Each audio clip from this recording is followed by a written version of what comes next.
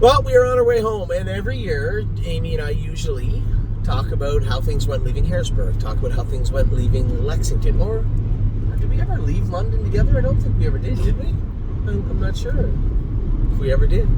It's something we like to do. Just, we had a night to sleep. I told you guys we were leaving, going home last night. We got back to the room, started packing everything up, and looked at the clock. The Yankees game is on. Boo. The Yankees game was on, and I said, you know what, if we get up at 6 o'clock in the morning, we'll be fine to make it back. I've given myself a 20-minute window. It's pretty good for you. It's pretty good for me. Yeah. I've given myself a 20-minute window to get to the Meadows, which is fine. Unless there's some sort of issue I'm not aware of currently, I'll be at the Meadows in plenty of time. Not plenty of time, 20 minutes. 20 minutes early. It was a tremendous week this week.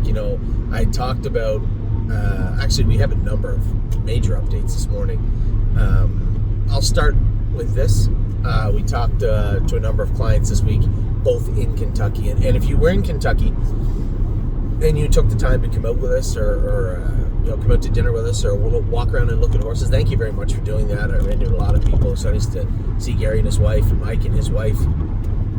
And I had to apologize to a gentleman today, Matt. He's had horses with us for a while now. Really, really nice guy. I've talked to him plenty of times online. And I was in the back ring and I was looking at horses. I remember what happened. I was looking at horses. I was bidding on a horse. There's one coming in the back ring. And this gentleman walked up to me, his family, nice people. And as he went to introduce himself, the loudspeaker went off. And I couldn't hear his name. I'd never met Matt before. He said, this is my wife, this is my daughter, nice people. I shook their hands, had a great time. We talked about horses for a second, and I meant to circle back with him, but there's two horses coming in the ring that I was looking at. I said, I'm glad you guys are having fun. I'll circle back with you. Well, I never did really know who it was because I couldn't hear his name, and I didn't want to be, I felt like an idiot when I'm done talking to him. Oh, by the way, what was your name again? What do you have, amnesia? I just told you 2 seconds ago.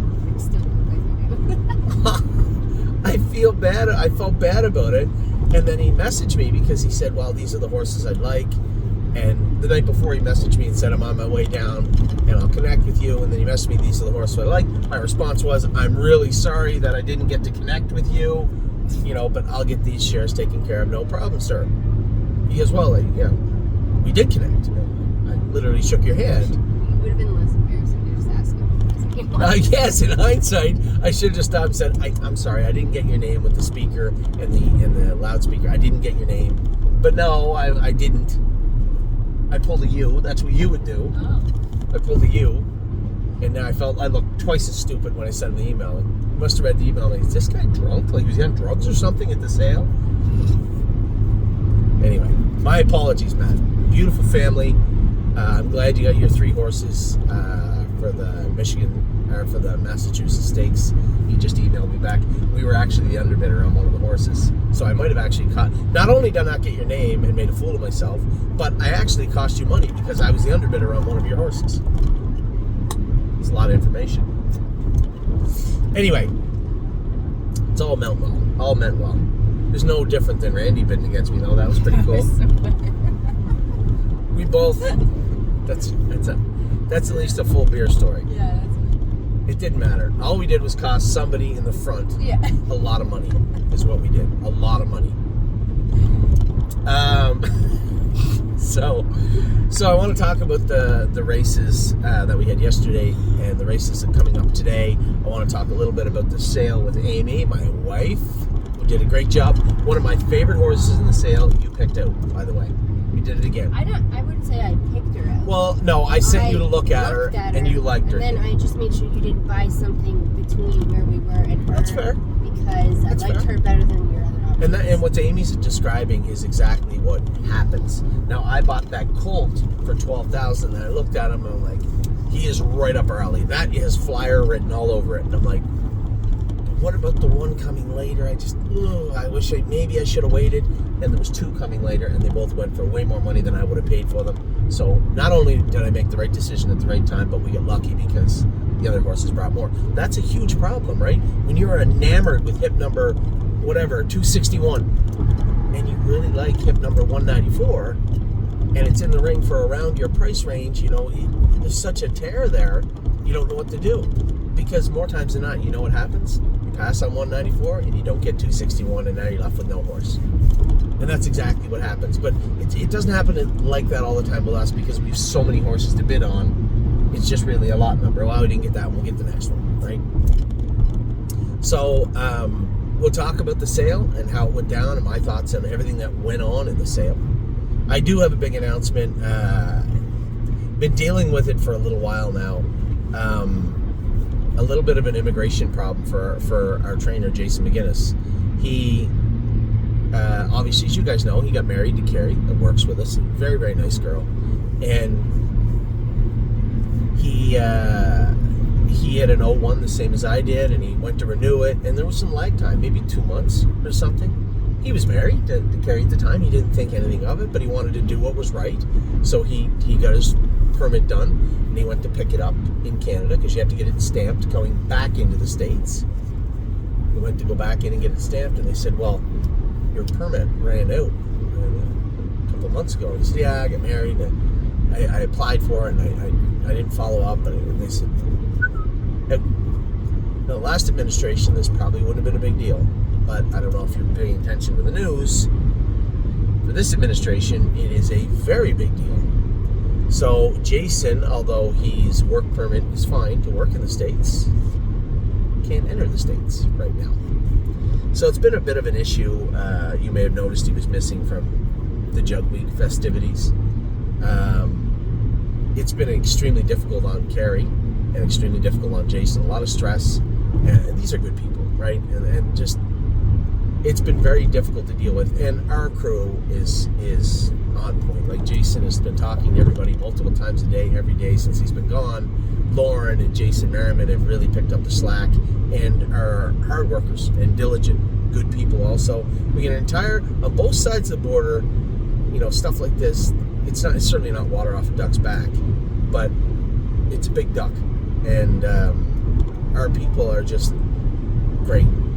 Great. I've been running around doing everything, and all the slack has been picked up by everybody. And it's been extremely, extremely helpful. But it's come to a head where now Jason is going to end up with an appeal hearing, and he'll likely get right back into the States, but nobody knows when that's it, when that will be. Well, it's come to the attention of the Ohio State Racing Commission that Jason is in absentia. He is not here, nor can he get here right now. So they are a little uncomfortable with him being down as trainer in Ohio when he can't get into the States. So I am going to have a long discussion with, and they're going to find out that we haven't talked much about it in the burn, because I've been hoping that I would pick up the phone and hear Jason's voice saying, hey, all worked out, I'm on my way back, I'll be there in a couple hours. Or a message from him saying, oh my God, finally I'm getting back in. But although it does seem like it could be a week or so, could be 2 weeks, could be 2 days, could be 2 months. And there's no way to know. You're dealing with the federal government, and when it comes to these types of situations, again, as you might imagine, they're in no hurry.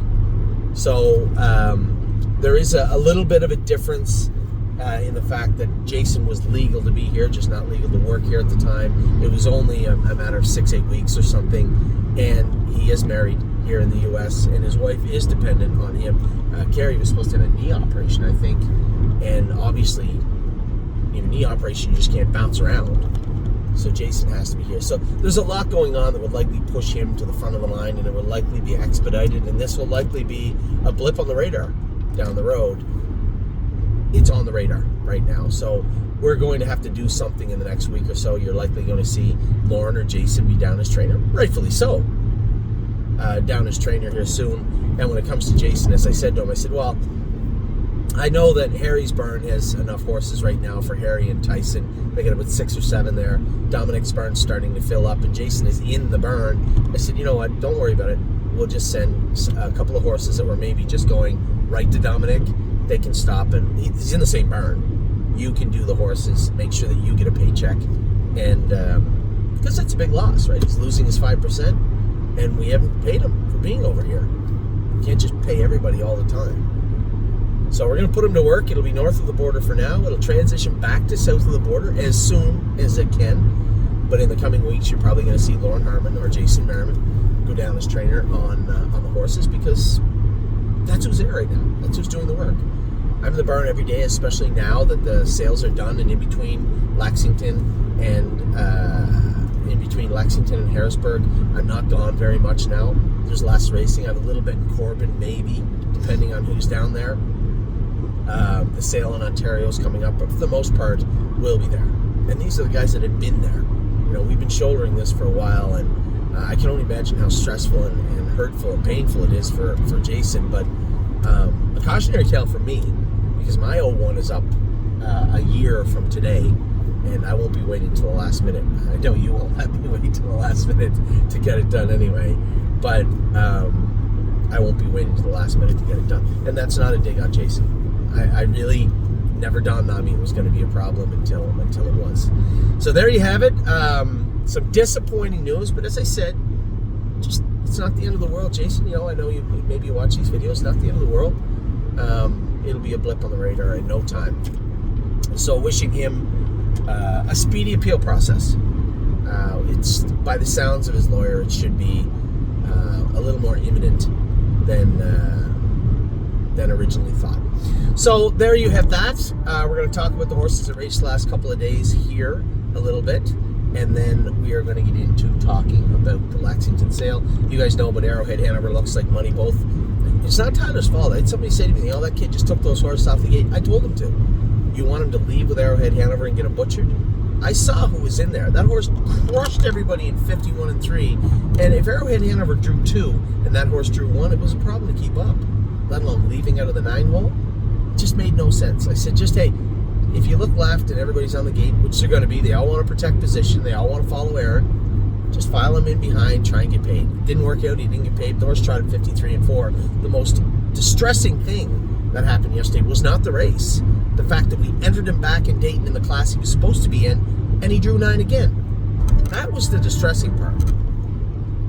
Looks Like Money, same thing. I said, they're not going to do you any favors. You go out of there, I guarantee you, I know it looks like money, and I know everybody driving in there. If you go out of there with that horse, it is almost a suicide mission. He said, so if you want to try and get him off the gate, go ahead, but be quick to pivot left and get him in a hole. Now, if his race had went in 51, who knows what, he might have got a piece. But they went in 55. Slow quarter, slow half, made it very difficult for Tyler to get anything done. He got all he could, and he'll be that much better next week. JK Victory's the winner, and Ronnie let him rock yesterday. Somebody messaged me and said, now does he go on the sale now? It had been 2 days ago. We could have put him on the sale. The sale board preferred, but it's not. And actually, I didn't check. Can you Google on your phone right now and see if preferred sale is up for this Monday? They might have skipped a week because of the Lexington sale. They very well likely could have. And if they did, then I suspect that might be the timing for JK Victory to be up for sale. We'll see how great extending races. I only say that because these are two horses. I'm going to say it in the bluntest, most general way. These are the two horses we'd like to trade in for better horses. I'd like to get 2 open horses, a trotter and a pacer to race in Corbin, and then race around in the winter. And we have to start acquiring. We're lucky that it looks like Allure is going to fit in at Mohawk. If we can find another Allure or 2, man, that'd be awesome. That's just easier said than done. We'll do our best. But what we do want to find is a couple horses that can do. It says there. The 10th, so it is Monday? No, what's it? It's 3rd today. It can't be on the 10th. The entries are due on the 10th. From the 10th to the 13th. Yeah, so it's next week. Yeah, that's good. So I'll tell you right now, JK Victory may possibly be on the preferred sale next Friday for next Monday. This is when everybody has spent what they have. Everybody's trying to accumulate money for Harrisburg, the 3-year-old season winding down. You saw Banderas on the sale board today, the on-gate sale selling. I only bring them up. I don't generally talk about horses we are bidding on because I'm not bidding on him now. I was going to, but I thought he was probably worth somewhere a little south of 100, and it looks like he's going to be well over. Well, I know he's over 100 because I looked. He was 105 last night. So just a little more than I thought he would bring, and I thought we were going to pay. So we'll pass on him. But those are the types of horses we're looking for: 3 or 4-year-olds, especially the 3-year-olds that can hopefully, as I love to say, make that immediate impact in our burn, and we're looking for horses that can make immediate impacts in Mohawk. Also, tough place to race. Got to be careful. We want to make sure we have the right, the right glove for the right hand, so to speak. And as I said, easier said than done, but we're going to do our best to try and get that done. Gorgeous package. Speaking of Mohawk, I talked to Jason this morning about what I just talked about. I said, well, Spitfire has to go over there. And I said, honestly, if there's a condition claimer over there that Gorgeous package fits, like a 40 Canadian for a 3-year-old filly is 75% is 70 grand. I got no problem with 70 grand Canadian. Is 50 something US for 57 something like that, 55 US for that filly. I mean, I don't think anybody's going to rush out and grab her right away. And she may fit conditions also. She only got 6 lifetime wins. She might, now there's 8, now there's 9, now there's 10, something like that. So I'm not too concerned. And you might say, well, she's a little small. But truthfully, she doesn't get around a half the greatest. She'll race in a half. She's won in a half many, many times. 5'8", she still stalls in the turns a bit. I think if we just, as Jason put it, if we only had a patient driver that would just get away and sit to the bitter end and let her rock at the end of it, if we could only find one of those guys, like James, I think James and Gorgeous Package would become very good friends if she went to Mohawk, in my personal opinion. So there's a chance she may end up there. I floated the idea of her going to Corbin the other day. I don't like the idea of shipping her 4 hours to race at Dayton and then shipping her 4 hours home, 8 hours round trip every week. I don't like that idea. So we're going to have to come up with something a little more cohesive for her as we move into the fall. And then Delicious Stone DK, I told you it was going to happen, and I'm not worried about it. They claimed Delicious Stone DK last night. Track must have been hard. He looked pretty rickety getting to the wire last night, but what a run. What a run that horse went on all summer long. Comeback horse of the year. Easily, right? Now today we got Time Is On My Side. I have the rail, and I suspect I'm going to use it today to best of its ability. Neptune has the outside. I just want to see him get raced good. Spitfire Overseas got a good shot also. I come back here. We had 3-point blue chips in there. Aaron's driving them. He's just going to have to hit the wood, stay left, see what we can get with 3-point blue chip. There's a horse we're having a tough time trying to get a proper class for. Right? For a bit now, it's been a problem. See if we can't get that done. I want to talk to Tom a little bit more about that. I forgot to in Lexington. There's just so much going on down there. Chicago Hall races tonight. Now Tyler's going to drive him. Probably a more aggressive drive from Chicago for Chicago Hall tonight with respect to Tyler and him. I couldn't drive that horse because I chose to stay and make sure that everything went well with Spitfire Overseas. And then I'm going to end up my night late at night with Greatest Ending and Agent Black. Now, the racing is over, or the talk of the racing is over. Now the talk of, I think we only got about 5 minutes here. 5 minutes here. Who's your favorite horse in the sale? Do you have a favorite yet, or do you want to defer until you look at them all? Yeah. Okay, well, I'll let you defer. So we'll talk really quick about the purchases we made. Superway, I don't think he was on either of our radars, right? The first horse we bought was not on our radar. Now we do what we always did. We did our homework. We looked at the horses. We graded them, priced them, and I remember I was in the back looking at 2 other horses, and he walked by and he's gorgeous. So I walked in and said, Amy, can I see your notes on Superway, number 36? She looked, yeah, he's a nice horse, blah, blah, blah. I think we both just thought Walner out of Ariana G. When you see that gigantic amount of black print there, you're like, 0% chance you're getting a day one Walner at Ariana G. Yeah, okay, good enough. It just didn't think it was going to happen. And then to get him for 48, and I joked with the bid spotter. He actually did me a favor, because usually it would be 47.50. And I looked at him, kind of half jokingly. I said 48, and they put up 50, and he stopped. And I saw him put it in the microphone, so they're in the ear of the auctioneer. He said 48, not 50. I saw him mouth it into the microphone. Now I will wager as much as you want to bet.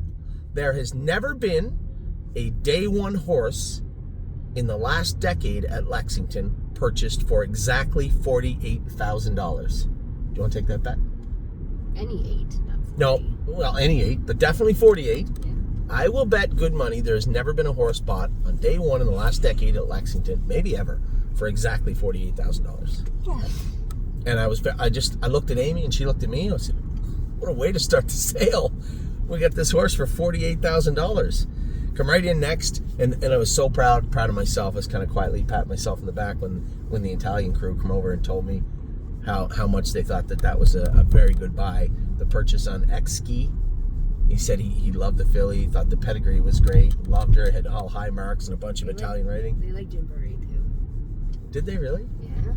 Well, you can't always be right, but it's the whole fact that these are the guys that buy the horses with Aki Svanstead, and they thought this filly was great. It's always humbling. It's always nice to hear somebody come up and congratulate you buying a horse that they didn't own.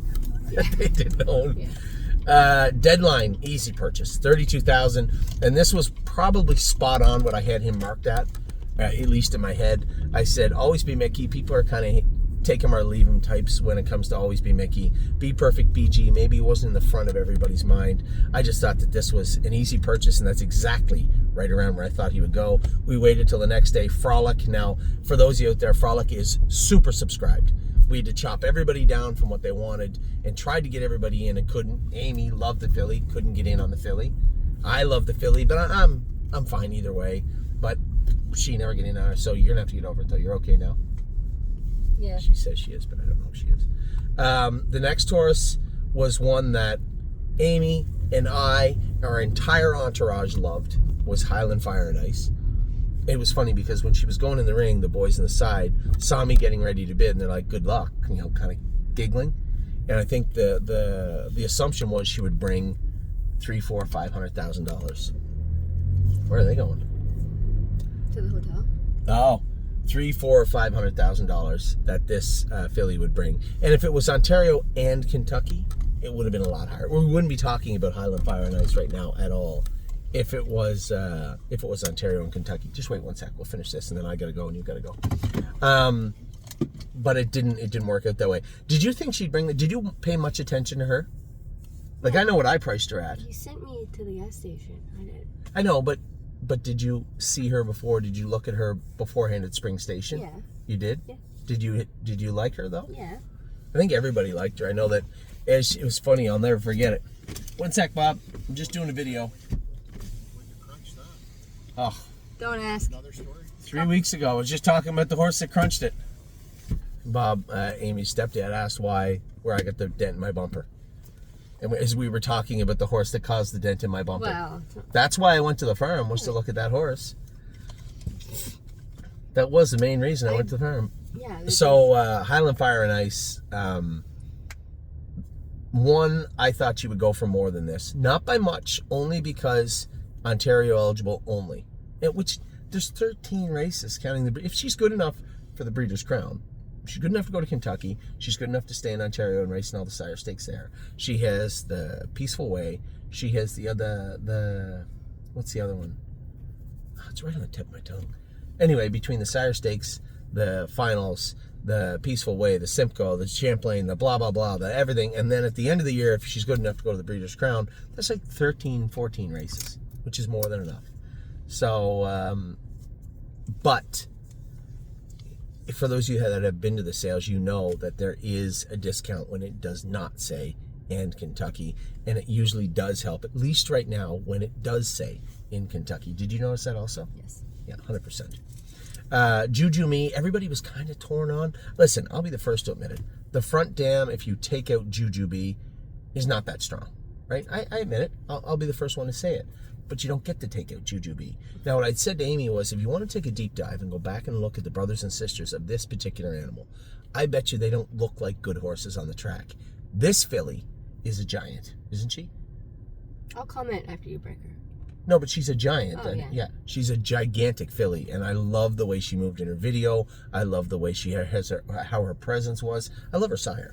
So to buy that horse with that pedigree, with that body, I just thought it was simple. She's deferring because she's the one that said, aside from Juju B, I get it. I get where you're coming from. I'm not saying you're wrong, but Juju B is in there, right? It is. Well, and she has a full sibling. She's a full sibling, but I don't mean to tear anybody's horse down, but I don't think she was an exciting looking, or he was an exciting, whatever it is, exciting looking horse. It raced at the Meadows, if I'm not mistaken. Next was Prada or Nada. The whole purchase of this horse was based on a story, was based on what we knew about the horse. We had some background on the horse. honestly, I kept my eye on the horse, and I almost missed her. You remember the hammer almost dropped at 14. It was like that, and it was Steve and Rob that said, "Hey, this horse is in the ring." And she wasn't really on my radar because I heard the story. It was a great story, but I still thought 50, 60, which was way more than I was going to pay for her. I'm not paying that kind of money for her. But when she stuck at 14, you're like, I saw her. I looked at her. We have notes on her. There's nothing missed. Yes. And it ended up to $25,000, which is still a huge loss.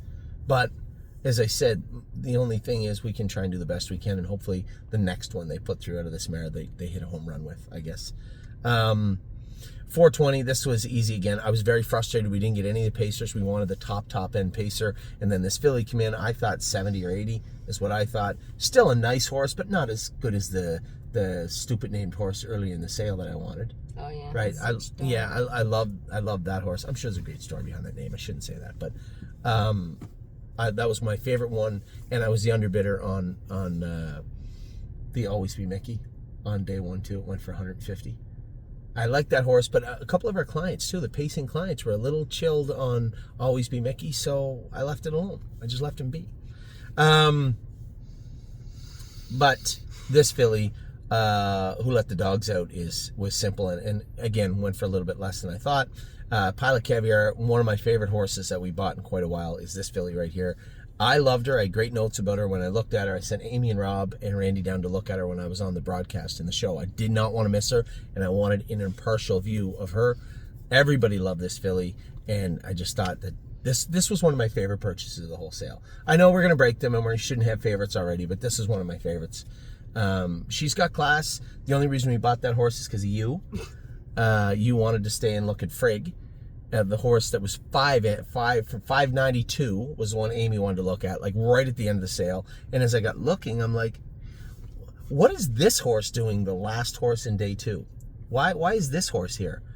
And I'm looking, I said, this is Brickhouse Babe's Captain Corey's sister. The mare is 7 for 7. This is a top pedigree in 3 generations. Why is she at the last horse? So I'm like, it doesn't matter. The Captain Corey's are going for $1 million. Who knows? It might bring 300 anyway. $85,000 we paid for this filly, and I'm glad that you waited for Frigg, because I didn't like Frigg at 60 or 70, and I love this horse at 85. And then the last 2 horses we bought, these were bucket horses. These are the flyer horses. One of the horses I loved over the last 3 years was Ready for Landing. Loved the horse, loved driving him at the end of it. He went on a big tear, and then Simon bought him with his owner. He won like 4 in a row, and I don't know whether they turned him out or what happened to him, but he hasn't surfaced since. He was in the sale, and then he was out. This was his brother by Green Manalishi. Moved nice in the field, looked good in the field. I was happy with him. And the last horse was the truest flyer of them all. We all made fun of Rico Tubbs last year. Well, I didn't. You guys did.